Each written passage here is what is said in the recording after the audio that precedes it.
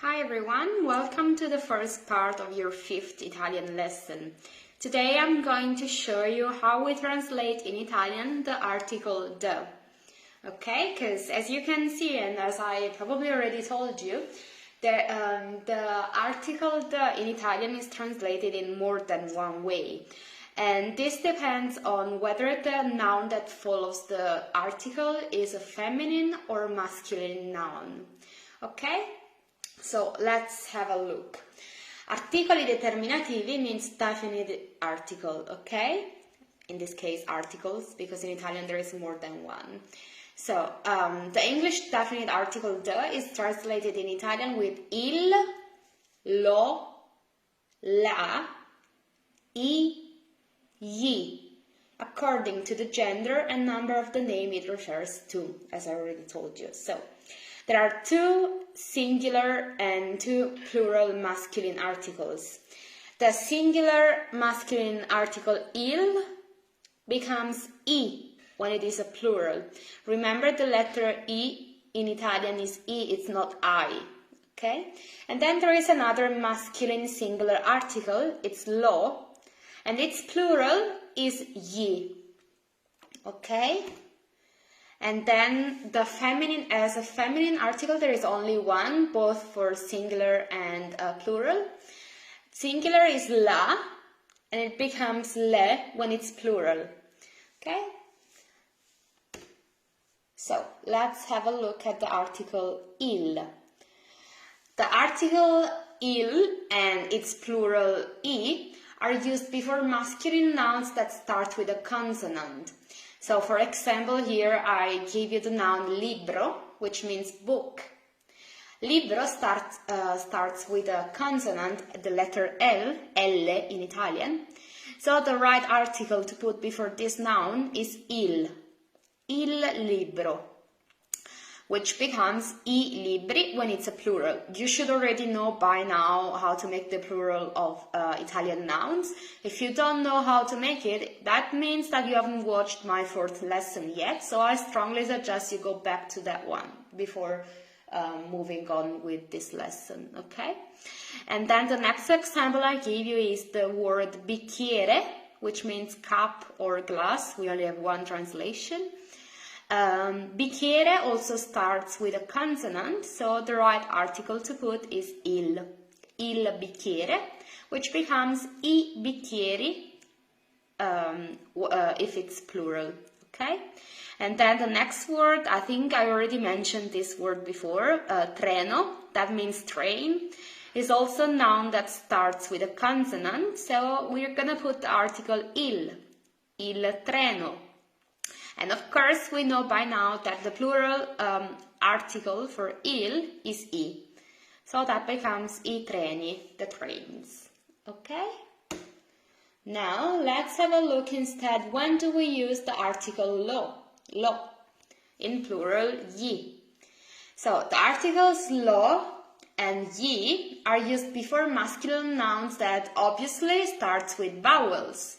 Because if we use il with names that start with consonant, we're going to use lo for nouns that start with vowels. So, here I give you the example, amico, friend. So, what's happening now? That if a noun starts with a vowel, it is not so nice to hear, for example, lo amico. So what we do in Italian is we just delete, we cross off the last letter from the article o, lo, and lo becomes L apostrophe amico, l'amico. As you know, I think Italian is a very, how can I say, musical language. So it is all about finding the right sound. We don't want things that don't sound nice, okay? It is a very beautiful language because of this, I think. It's my opinion, of course. So, l'amico. Can you hear? It sounds much better than lo amico. L'amico. L'amico means the friend. When it's a plural, lo becomes gli. So, we see here, gli amici. Gli amici. Okay, try to be very fluent when you speak, almost as if you were singing. Gli amici. It almost sounds like it's only one word, okay? Of course, if you're gonna say to me, gli amici, I'm gonna understand. Everyone will. It's just to make it sound nicer and better, okay? Gli amici. L'amico. L'amico, the friend. Gli amici, the friends. Then we also use the article lo when a noun starts with a letter S followed by a consonant. For example, here I give you studente, which means student, as you could probably guess. Lo studente, the student, becomes gli studenti, the students. Okay? And then also when a noun starts with a P plus S or P plus N. Here I gave you an example. The word psychologist in Italian is psicologo. And we're going to put the article lo because there is the PS at the beginning of the noun. So lo psicologo becomes gli psicologi when it's a plural. Psicologo, psychology. Same goes for the word tire, the car tire, pneumatico, pneumatico, lo pneumatico, plural, gli pneumatici, the tires. Okay? Then also if a noun starts with the letters G plus N, which we pronounce ny, ny, ny, ny, we put the article lo. So, lo gnomo, the gnome. Okay, what happens here is that I remember my English teacher explaining to me that the letters GN in English are pronounced gna. And I remember this very well because she told me only ignorant people will say ignorant instead of ignorant. So just try to forget this English notion and please pronounce G plus N as ny, ny. Okay, it's not gnomo, it's gnomo. Okay, I hope you can use this thing that I told you as a memory hook to remember. Remember, ignorant in Italian is also ignorante, written like this. I hope you can see it. Ignorante means ignorant. Try to remember that only ignorante people will say ignorante. It is ign, ny, ny. Okay, ny. Lo gnomo, gli gnomi. We also use the article lo if the noun that follows the article starts with the letter Z. In Italian, zeta. So here I give you the example backpack. In Italian is zaino, zaino. Zaino. When it's a plural, it's gli zaini, zaini. Gli zaini. Okay? And the word yogurt we say, not yogurt, like in English it's yogurt. Lo yogurt. Gli yogurt. Oh, I forgot to say we use lo if a noun starts with the letter Y, which I remind you does not belong to the Italian alphabet.